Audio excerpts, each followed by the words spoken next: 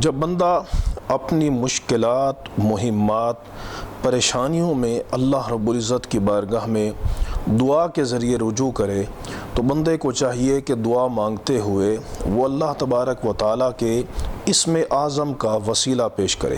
اسم اعظم اللہ رب العزت کا وہ عظیم اسم ہے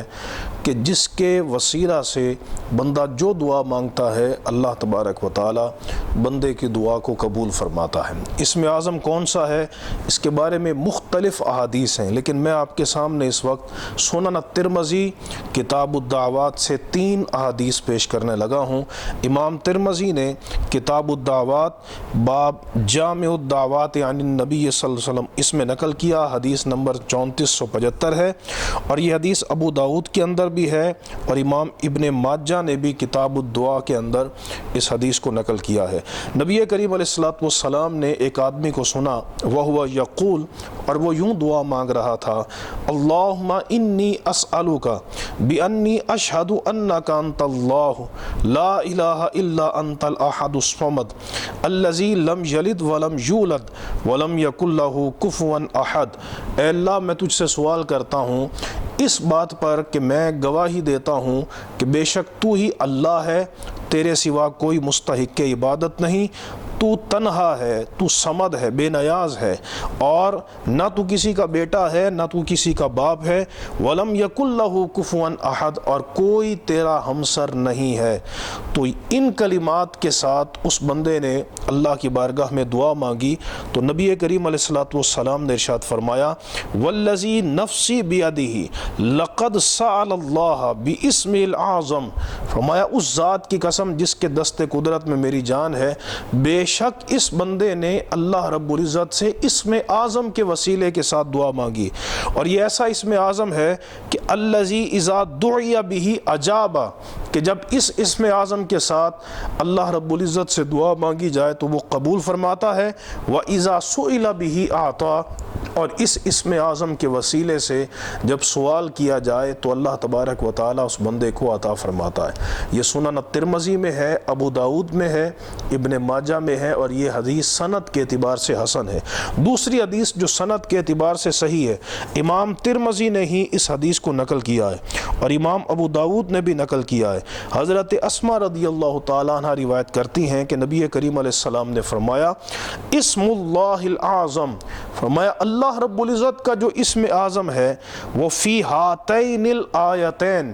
وہ ان 2 آیتوں کے اندر ہے، 2 آیتوں کے اندر، وَإِلَٰهُكُمْ إِلَٰهٌ وَاحِدٌ لَا إِلَٰهَ إِلَّا هُوَ الرَّحْمَٰنُ الرَّحِيمُ۔ اور دوسری جو آیت ہے وہ فرمایا، الف لام میم اللہ لا الہ الا هو الحی القیوم۔ اب ان میں جو مشترکہ جو اسم ہے وہ لا الہ الا ہوا ہے، اس کو حضور نبی کریم علیہ السلام نے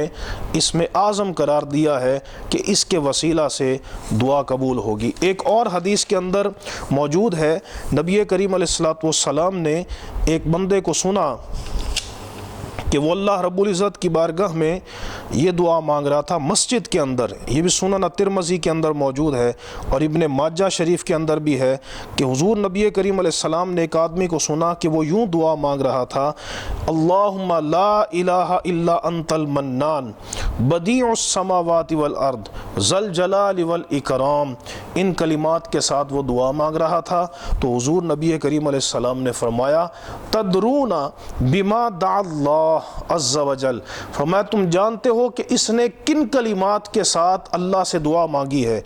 فرمایا، دعا اللہ باسمہ الاعظم، اس بندے نے اللہ کے اسم اعظم کے ساتھ دعا مانگی ہے، الذی اذا دعی بہ اجاب،